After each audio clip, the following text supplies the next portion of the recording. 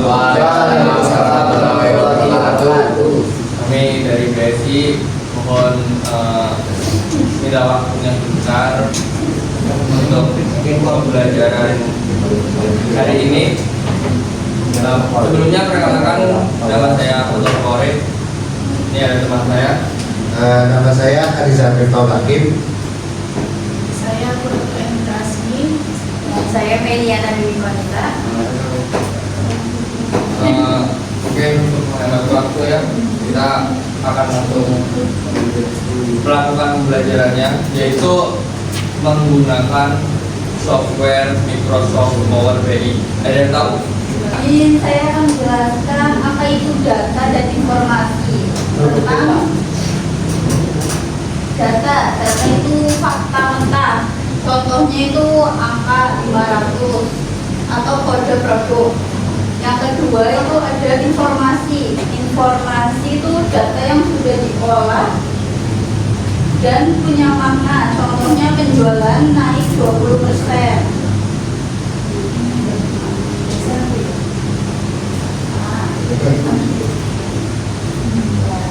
Oke, lanjutnya ini ada penjelasan tentang Power BI itu, tentang BI Pak. Intelijen itu adalah strategi dan teknologi untuk mengubah data mentah menjadi wawasan atau insight untuk strategi bisnis. Yang kedua itu tujuannya efisiensi operasional. Yang kedua memantau kinerja real time. Yang ketiga ada mengidentifikasi tren pasar.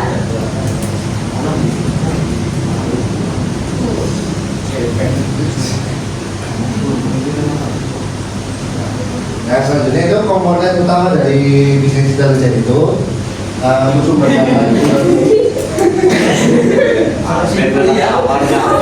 Ya, jadi untuk sumber data dari bisnis intelijen itu ada banyak. Contohnya itu ada dari Excel. Excel ini biasanya kan kita pakai Microsoft Excel itu biasanya buat yang jumlahan atau pengurangan atau pembagian data. Kemudian ada database. Yang ketiga ada cloud. Kemudian ada ETL. ETL itu singkatan dari extract, transform, dan load. Kemudian untuk data warehouse atau data tempat penyimpanan datanya itu tempat data. Terus ada visualisasi dengan dashboard. Tadi ada bentuknya kayak diagram, kayak seperti itu, bentuk yang bulat kayak apa itu. Ini contoh untuk Excel atau extract, transform, dan load.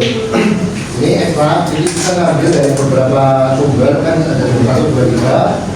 Kemudian dari 3 sumber ini nanti kita ubah menjadi satu kesatuan, yaitu ATL server.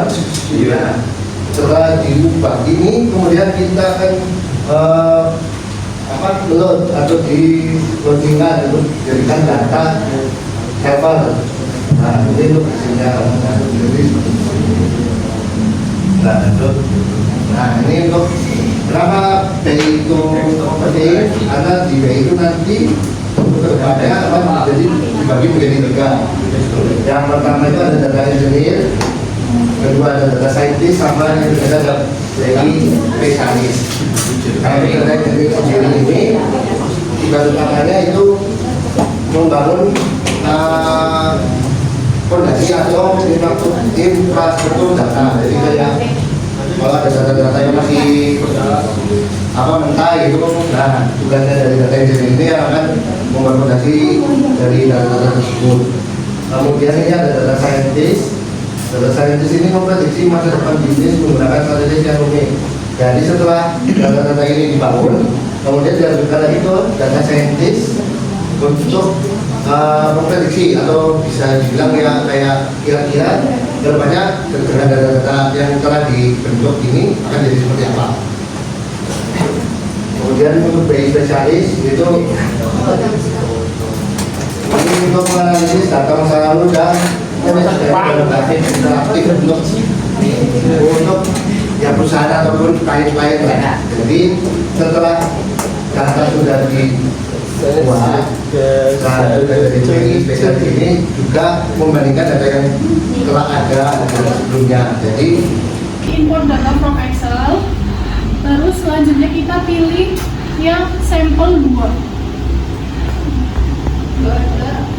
Di download. Masuk ke file download, terus nanti ada file namanya sampel 2. Sudah? Terus itu nanti di open. Jepret. Nah, nanti ada tampilan seperti ini. Ya? Sabar ya. Harus ada jebretnya. Harus. Ini kan di sini kan ada beberapa file ya, ada di kota, produk, sales, waktu, gas, dan penjualan. Itu nanti tolong dicek satu-satu. Maksudnya dicek itu dicentang ya, biar nanti bisa ditransform. Ini yang tadi di materi ada namanya Ekstrak. transfer log. IPLI. Sudah semuanya?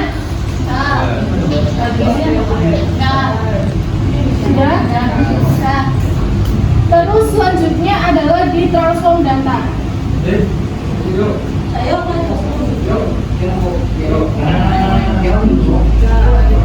Sudah? Beda? Nah, ini kan sudah ya. Terus langkah selanjutnya adalah ke close and apply. Yang di pojok kiri atas dari Pojok kiri atas boleh nggak? ini.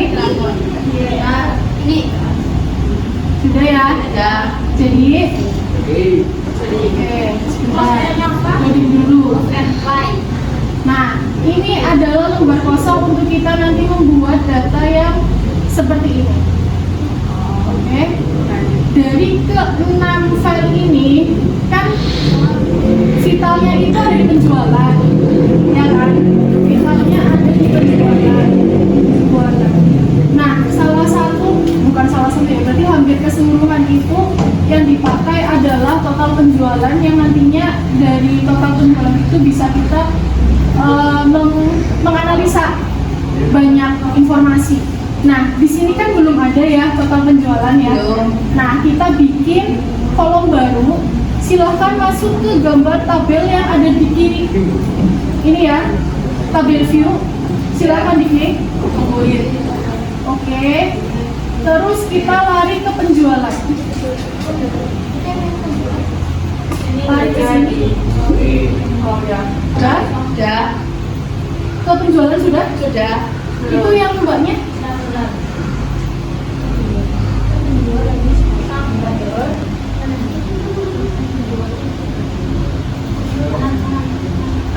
Kanan yang di deretan gini-gini itu loh, kan paling bawah ada penjualan. Nah, sudah. Oke. Selanjutnya adalah kita membuat kolom baru. Kolom itu yang di mana? Teman-teman tahu nggak? Perbedaan antara baris dan kolom. Kalau kolom ini kan yang ID transaksi, tanggal, ID produk, itu namanya kolom kan. Kalau baris itu yang ke samping. Oke. Kita lanjut ke new column. Ada tulisan new column nih di bagian atas ya. Sampingnya pick measure. Ada new column dan new table. Kita klik yang new column. Oke. Nah, terciptalah kolom baru. Ya kan? Tercipta kolom baru dan kita ini bikin kita nantinya akan bikin rumus. Ulangi pasal New column. Ya. Udah kan? Caranya untuk nambahin. oh, tambah new column-nya ini di sini, Mas. Oh iya. Nah, ini tak close dulu ya. Ke new column. Nah, nama kolom ini silahkan diganti dengan total penjualan. Total underscore penjualan.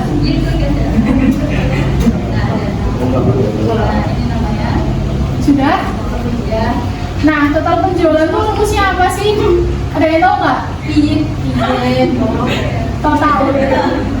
Tahu nggak, Mbak?